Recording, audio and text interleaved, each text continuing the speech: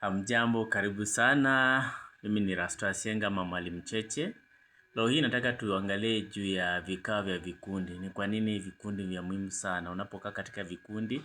Tumeona wakati huu kuna vikundi nyingi sana. Kuna vikundi vya vijana, vikundi vya mama, vikundi vya wasichana, vikundi vya wazee. Watu wanakaa pamoja, wanazungumza mambo ya kuweza kuwasaidia na kusaidia jamii.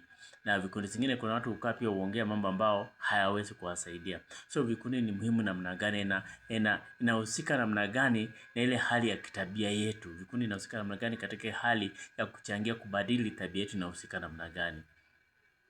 Tunapoongea juu ya vikao vya kikundi, ni mkutano iliyopangwa ya watu ambapo wanashiriki pamoja ili kujifunza, kushirikiana uzoefu au kupokea msaada wa tiba ama wa chakula ama msaada wa hali fulani chini ya uongozi wa msimamizi, kiongozi wa timu hiyo ama kiongozi wa kikundi hicho.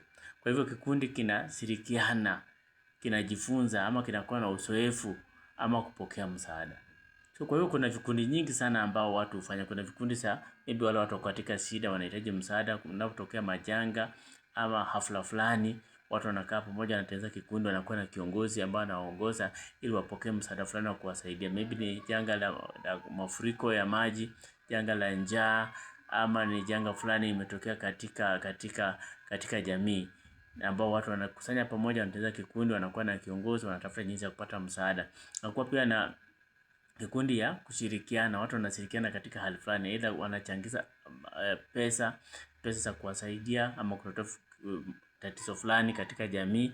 Inaweza kuwa ni mtoto anaenda kusoma chuo kikuu hana karo, wanamchangia karo, ama kuna mtu mgonjwa katika jamii, wanakaa chini wanafanya mchango wa kuweza kuchanga fedha za kuweza kulipia hospitali ama kulipia hali fulani ya mchango ya mtu ambao amefariki.